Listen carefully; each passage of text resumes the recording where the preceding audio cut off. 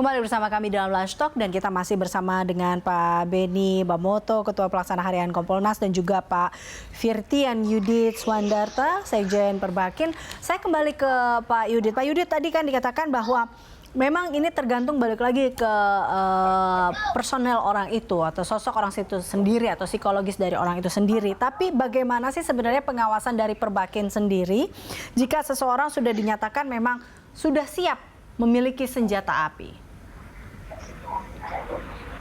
Jadi secara tata kelola organisasi, kami secara rutin memberikan surat kepada seluruh pengurus provinsi dan seluruh pengurus provinsi untuk menyebarkan seluruh pengurus kabupaten kota menyebarkan ke seluruh klubnya agar mereka melakukan verifikasi dan identifikasi klub. Nah, jadi kalau verifikasi, kita berbicara verifikasi klub itu artinya dia harus memverifikasi anggotanya.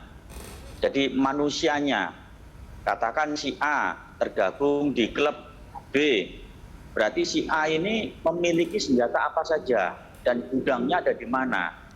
Jadi sebenarnya secara tata kelola organisasi kami sudah menerapkan itu untuk pengawasannya. Karena sebenarnya dari pihak dari pihak eksportirnya, katakan dari Amerika, kita impor senjatanya dari Amerika. Nanti dari pihak kedutaan besar Amerika yang ada di Jakarta melalui atas militer maupun atas perdagangannya, dia akan pasti meminta kepada Perbakin untuk yang namanya Blue Laten. Nah, Blue Laten ini dipakai oleh mereka untuk balance neraca perdagangan kita. Nah, satu itu, kemudian dia ingin mengecek apakah senjata yang diimpor dari Amerika itu end usernya itu adalah Indonesia. Tidak boleh direekspor lagi karena mereka tidak ingin reekspor itu ke negara mungkin musuhnya dari mereka. Jadi itu yang harus kita lakukan dan setiap tahun kita melaporkan itu kepada perwakilan kedutaan Amerika yang ada di Jakarta untuk Blue Laten-nya. Sedangkan kita juga selalu menginformasikan ini kepada Mabes melalui Poldanya masing-masing. Jadi Polda bekerja sama dengan pengurus provinsi Perbakin. Kemudian yang di bawah pengurus provinsi Perbakin ada pengurus kabupaten kota yang bekerja sama dengan Polres ya. Nah, jadi seperti itu, ada tahapan-tahapannya. Mereka selalu memberikan laporan. Baik, memang ada miss sih, kadang-kadang ada miss. Apa tuh missnya Pak biasanya? Ya mungkin data yang dipegang antara teman-teman yang ada di kota dengan klub ini ada berbeda. Makanya setiap tahun harus kita verifikasi terus. Mana yang miss ini, kita cross-check-kan dulu. Baik. Nah, kemarin November 2020 kita sudah melakukan itu dan ini mulai tahapan-tahapannya juga lagi proses ini untuk yang 2020 proses sampai sekarang.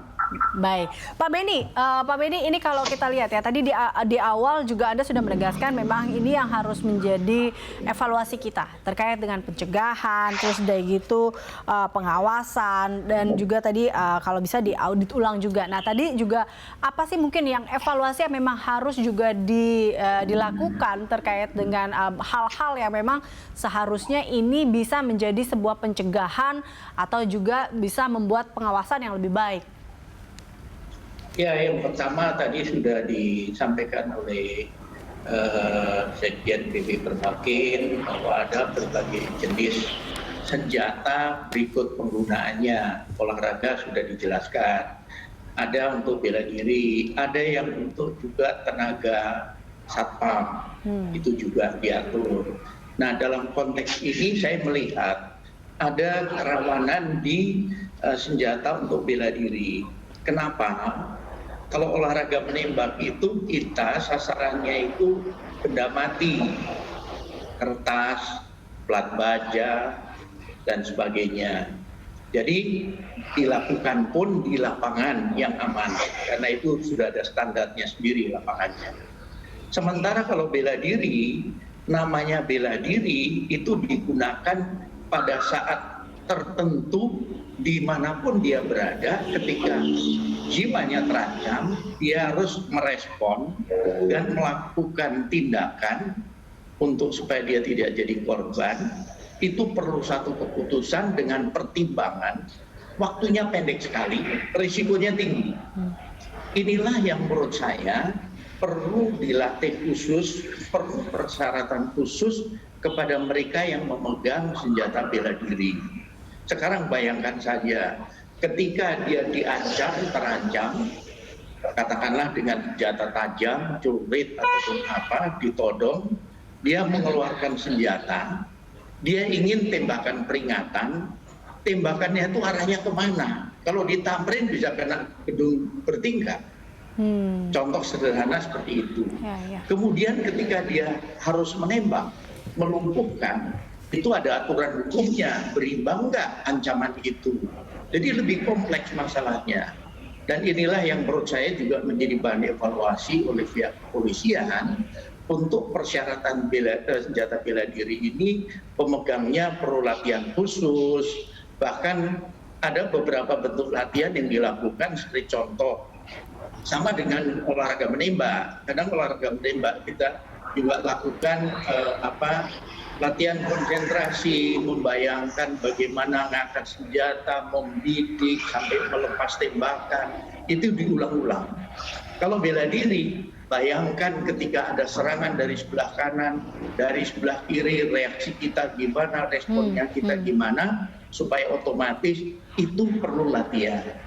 Oleh sebab itu, tidak hanya masalah peredarannya, tetapi masalah bagaimana kesiapan orang yang memegang senjata api agar dibekali dengan pengetahuan, pelatihan yang baik, sekali lagi untuk mencegah.